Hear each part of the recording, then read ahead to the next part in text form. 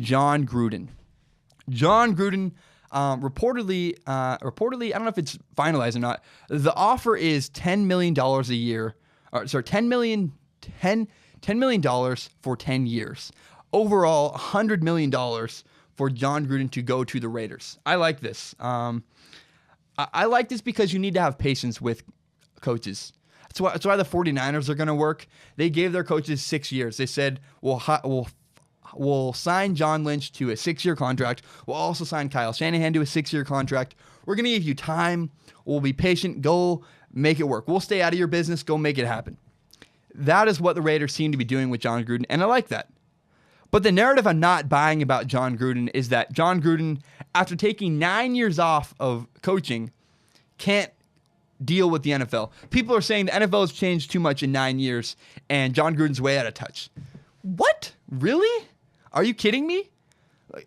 What? Okay, so Jon Gruden may struggle with structure. He may struggle with travel plans. How do we feed 55 guys after we get off a plane in Miami? I don't know. But X's and O's? Like the game of football. You realize this is Jon Gruden, right? Jon Gruden's not going to struggle with the game of football. People are saying, oh, the game has changed a lot. We don't huddle. We're a shotgun pass. Yeah, Jon Gruden studies football every day, all the time. He's a workaholic. Jon Gruden loves football. He's a nerd about football. Jon Gruden's a nerd about football the way I'm a nerd about podcasts. I'm obsessed with them. That's all I do. That's how Jon Gruden is. He just watches football film all day, every day. It's all he does. So you're telling me that Jon Gruden's not going to understand. He won't be able to catch up to football today. I don't buy that. What I do buy is that maybe the lifestyle will be hard. That it'll go from being able to, he works 35 days a week and can golf whenever he wants. Like right now, currently, even though he's a workaholic, even though he studies football all the time, if he wants to take a break, he can. Now working for someone else with the Raiders, for Mark Davis, that all goes away. So maybe that makes more sense to me than Jon Gruden's not going to understand the way the NFL works. That's stupid. That is not true at all. That is ridiculous, and I'm not going to buy that theory.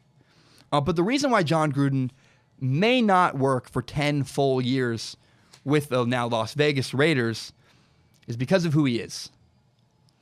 Jon Gruden's a yeller. The term is red ass. That's what people say.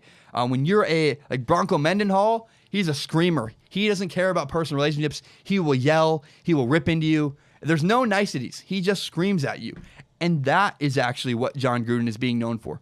It's funny now, you see him on TV, he seems like a great, lovable guy.